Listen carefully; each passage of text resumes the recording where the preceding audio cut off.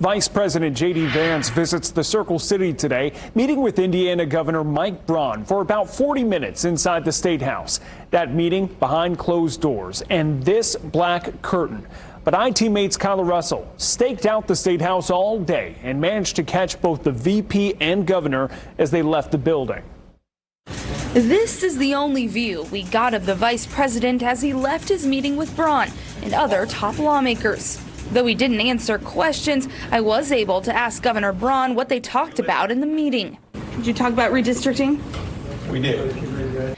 In a statement after the meeting, he said they spoke about a range of issues. And during the meeting, roaring boos could be heard from the State House rotunda. That's where Democratic politicians and protesters gathered to fight against Braun and Vance's redistricting efforts, aimed at upping the number of Republican U.S. House seats from Indiana in Congress. They gerrymandered the maps. They have 7 of the 9 congressional seats are held by Republicans.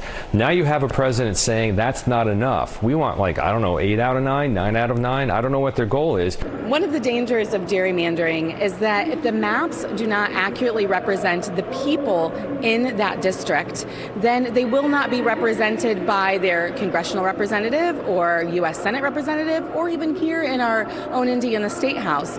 Indiana's 2 Democratic U.S. House members, Frank Mervin and Andre Carson, both expressed their frustrations today. We will not accept our state being cut and spliced and maneuvered for a wannabe king and Donald Trump. That this battle is about their representation also. So that union member that's worried about their health care coverage, the steelworker, those teachers that are really concerned about defunding education, the community and law enforcement, my message is come fight with me to make sure that you are represented and your voice is heard in Washington, D.C. Mervin said he would still run for a seat if redistricting impacts him. State Senator Fatty Cadora said he planned to reintroduce legislation to end gerrymandering. Now, it's unclear still what could come of that meeting, but I did reach out to Republicans that were in that meeting and others that were not. None of them wanted to go on camera with me. It's also important to note that we do know that J.D. Vance left this building and went to a fundraiser where he was able to raise just shy of $1 million for the Republican Party. Reporting here at the State House, I'm Kyla Russell for Wish TV and WishTV.com. Let's bring in Chad Kinsella. He's a political science professor at Ball State. Chad, thank you for being here. Congressional districts are redrawn periodically already. What's unusual about this timing? Well, the timing is so usually congressional and state legislative districts are redrawn after the census. And so the census is obvious. The 2020 census has already been done, and Indiana's already redrawn those districts, and the new ones came out for the 2022 election. So obviously we're in 2025 and we're talking about redistricting again. So it's kind of a little bit late in the process, but something that is possible. How exactly does redistricting work? What is the process?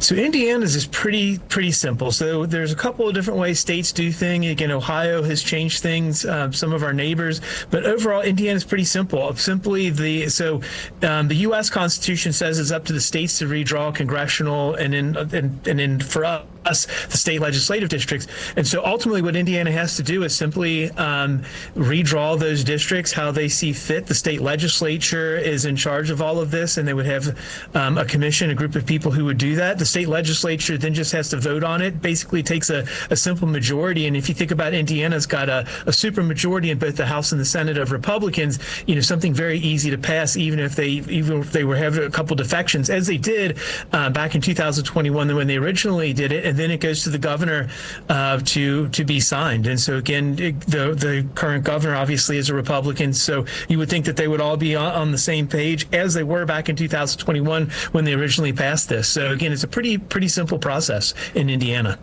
And presumptively, Republicans would want to redistrict to flip blue seats to red. Indiana's congressional delegation only has 2 Democrats. Is it that supermajority? Why maybe the president would look at a state like Indiana to create new Republican seats? So I think what they're trying to do, and again, this is at some level, there are some strategists out there that, and again, if you really look at the last couple of elections, so 2022 nationally, it was supposed to be, there was this talk of this Republican red wave, and it really didn't, they got the House, but they didn't flip a whole lot of seats. And then if you think about 2024, Trump won fairly convincingly nationwide and lost, Republicans lost, I think, a House seat or two. So, I mean, it's kind of in this kind of, if you will, trench warfare, so to speak. And so I think Republican strategists are anticipating the same kind of thing for 2026. So the idea is if they can redistrict a couple of maps and create just a couple of more seats that give Republicans an advantage, they might be able to escape 2026, which is usually bad for the party in power, and retain that already very narrow majority. And so it's going to be tough in Indiana because, again, they've kind of squeezed all of almost all they can out of that already. But we'll see. The first district might be something they could do. It might be a tougher one to do the 7th district. But again, so we'll have to see what happens there. Well, and you mentioned how simple the process here is in Indiana. Lieutenant Governor Micah Beckwith gave his enthusiastic support to redraw district maps. Governor Mike Braun and House Speaker Todd Houston non-committal. But is there anything stopping Indiana Republicans if state leaders decide to do this? The only thing stopping them is, this process has already been done. And I think that they've put their best effort forward. And again, so where I am here in Muncie, the 5th Congressional District, it was kind of less safe, if you will. It was drawn to be safer. So you've got, they've kind of maxed out. So it's going to be tough. Where do you go from here? Maybe the 1st district, and then, can you really crack Indianapolis? And again, if you look at the congressional districts in Indiana, that 7th district is the safest district. It's a Democratic district. Andre Carson has, how do you, can you really break that up and make it Republican? So I think the hardest thing that they have to do is, finding the ability to take out one of those seats. So I think that, where do you go from there, which they already haven't done. So I think that might be the biggest difficulty. Otherwise, I think they have the votes to be able to do it. Just a few seconds left. What's the deadline for all this to happen?